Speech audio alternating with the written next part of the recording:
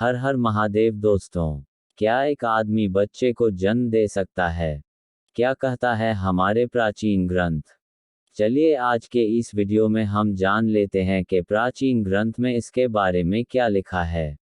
आज के आधुनिक युग में हम नए नए आविष्कार कर रहे हैं। विगत कुछ वर्षों से ये बात सिद्ध हो चुकी है कि ऐसी कई अधिकतर चीजें जो आज हम बना रहे हैं, उसका वर्णन हमारे धर्म ग्रंथों में पहले ही दे दिया गया था।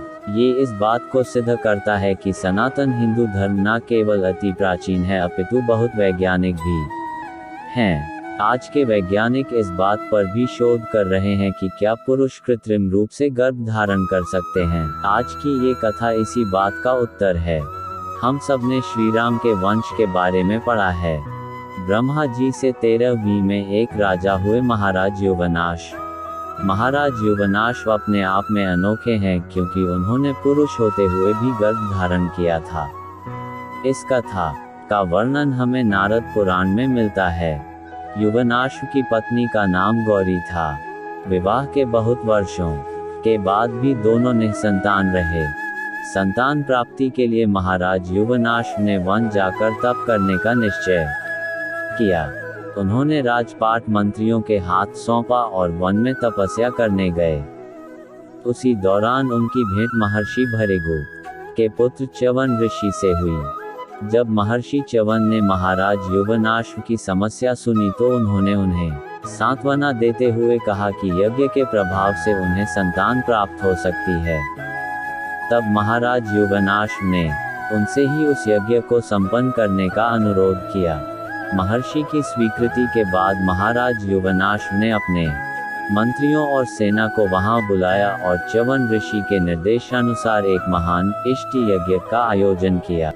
वो यज्ञ 1 वर्ष तक अविलंब चलता रहा और यज्ञ समाप्ति पर महर्षि च्यवन ने एक मटके में अभिमंत्रित जल रख दिया जिसे पीकर महारानी गौरी गर्भ धारण कर सके। यज्ञ समाप्त होने के बाद सभी लोग थकान से पीड़ित होकर गहरी निद्रा में सो गए।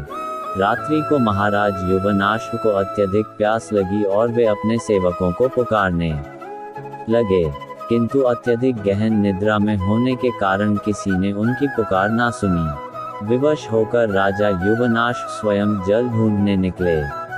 बहुत ढूंढने के बाद भी उन्हें जल नहीं मिला, किंतु तभी ययभूमि के पास उन्हें एक मटके में रखा जल दिखा।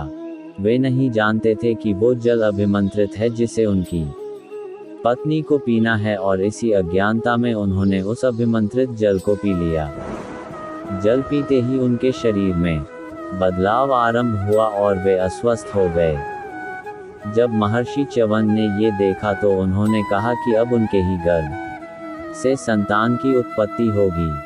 महाराज युवनाश ने उनसे बड़ी प्रार्थना की कि वे उसका कोई उपाय बताएं, किंतु वे भी विवश थे क्योंकि वो जल यज्ञ संपन्न कर अभिमंत्रित किया गया था और उसके फल को अब रोका नहीं जा सकता था। जब संतान के जन्म लेने का सही समय आया तो राजा बहुत घबरा गए। महर्षि च्यवन के लिए भी ये असाधारण स्थिति थी। तब उन्होंने देवताओं के वैद्य अश्विनी कुमारों का आह्वान किया। तब अश्विनी कुमारों ने महाराज युवनाश के कोप को चीर कर एक बालक को बाहर निकाला। ऐसा पहले कभी नहीं हुआ था कि किसी पुरुष ने संतान उत्पन्न किया हो, इसीलिए इस अद्भुत घटना के साक्षी बनने हेतु देवराज इंद्र सहित सभी देवता वहां उपस्थित हुए। उस बालक के जन्म के साथ एक समस्या ये उत्पन्न हुई कि अब उसे दुग्धपान कौन करवाएगा। तब देवराज इंद्र स्वयं वहां आए और उन्होंने उस बालक के मुंह में अपनी तर्जनी अंगुली डाली जिससे दिव्य दूध निकल रहा था। उस दिव्य दुग्ध से तृप्त होकर वो बालक 13 अंगुल बढ़ गया और संतुष्ट होकर सो गया। तब इंद्र ने कहा, मम धाता अर्थात मैं ही इसकी माँ हूँ। इसी कारण उस बालक का नाम माधाता पड़ा। अगर आपको यह वीडियो अच्छी लगी है तो इस वीडियो को लाइक कीजिए, शेयर कीजिए और हमारे चैनल को सब्सक्राइब कर दीजिए और बेल आइकन को क्लिक करके ऑल पर सेट कर दीजिए ताकि हमारी सभी वीडियो आपको मिलती रहे। Thank you.